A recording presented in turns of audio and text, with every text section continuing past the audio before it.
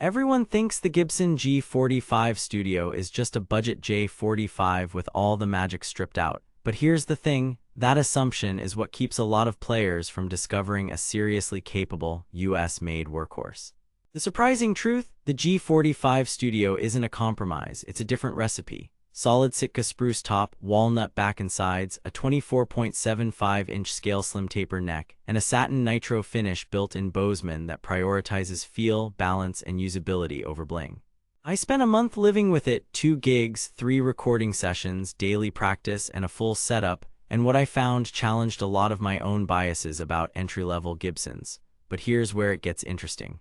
Before we dive into what I discovered, a quick heads up. If you're already leaning in and want this at the best current price, the link is below. But stick around, there are a couple of things about the G45 Studio that might change how you buy or whether you buy at all. Here's why I even grabbed the G45 Studio in 2026. I wanted a US-made acoustic that I could write on in the morning, mic in the afternoon, and take to a bar gig at night without babying it. My J45 lust is real, but so is rent. I've tried the usual suspects in this price lane: Taylor 114-214, Yamaha A3, Martin Road Series, even the Epiphone-inspired J45. Some were bright and easy to play but felt plasticky, others boomed on the couch and then collapsed on a mic. I wanted something balanced, honest, and stable. I was skeptical about the walnut body. Would it feel boxy? Would the satin nitro show every fingerprint? Would the stripped-down studio vibe feel cheap? That skepticism met hope when I unboxed it. Light in the hands, understated, clearly hand-built. I tuned it up, measured the action, and went to work. First test, unplugged tone and playability. Out of the box, action at the 12th landed around 2.2 on the low E and 1.7 on the high E, with about 0.008 inches of relief, comfortable without buzzing. The 24.75-inch scale and slim taper neck made fingerstyle and first-position chords feel effortless. Tonally, walnut lived between mahogany and maple. Clear mids, defined lows without boom, and top end that's sweet, not sizzly. Strumming full chords, it doesn't have the cannon thump of a full-fat J45, but it sits in a mix without fighting your voice. I swapped the factory 12 to 53s for phosphor bronze after a week, and the guitar woke up a hair more in the low mids. But then, the studio test. I recorded with a large diaphragm condenser about 12 inches off the 12th fret and a small diaphragm pointing at the bridge. What nobody tells you, some budget-friendly acoustics get hyped in the 2.4K Hz region and sound harsh the second you compress them. The G45 Studio tracked surprisingly flat. No weird honk, no fizzy top end. Single-note lines retained clarity and percussive palm mutes didn't choke. I had to do less corrective EQ than with a Taylor 214 I had on hand, just a gentle low cut and a tiny shelf up top.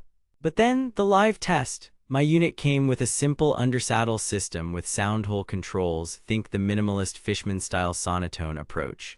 No tuner, no onboard notch filter. I ran it straight to a Venue DI with a bit of compression. Plugged in, it's usable and feedback resistant, but you'll want a decent DI or preamp to shape it. The quack is minimal if you keep gain sensible, but heavy strummers will still hear some USD character. If stage sound is your world, plan on either a better preamp or upgrading the pickup to a dual source later. But then, durability and feel. The satin nitro finish looks clean and wears in fast. You'll see glossing where your arm rests within weeks. Personally, I love that played-in patina, but if you want mirror gloss perfection, this isn't it. Fretwork on mine was good, with one slightly rough fret end that settled after a humidifier cycle. Speaking of, I kept it between 45–50% RH for the month. It stayed stable with only a small truss rod tweak after a string change. The Grover-style tuners held tune well through sets, drop D, and half-step down tuning. Here's where it gets interesting. The G45 Studio doesn't try to be a J45 on the cheap. It's its own lane. Walnut gives you a voice that's modern, balanced, and mix-friendly. The shorter scale and slim neck are genuinely inviting for long sessions. And hand-built in the US with a nitro finish at a price far below a flagship, that still matters in 2026 when everything feels inflated. The trade-offs are real: minimalist appointments, satin that shows wear, a basic pickup, and a gig bag tier case situation on some runs. Yet the core wood, build, feel, tone is authentic.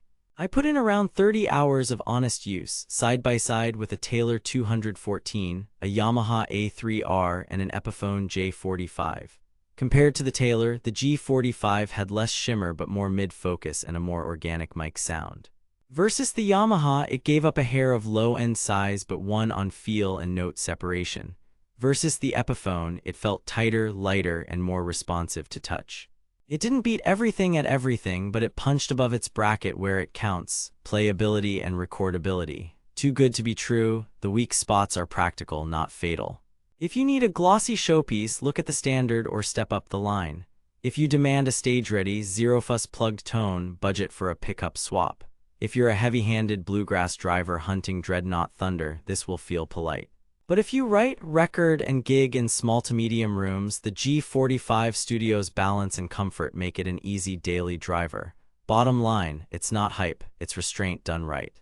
Now that you know its real strength is balanced, record-friendly tone with effortless playability, you'll want to grab it before stock and pricing get weird, and they do in 2026.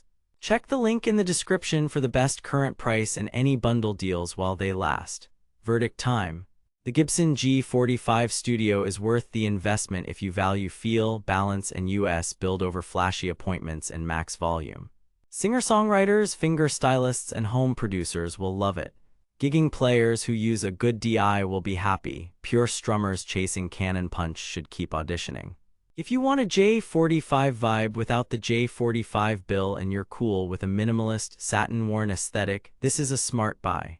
Bottom line, the G45 Studio isn't a compromise Gibson, it's the honest one that shows up and gets the song finished.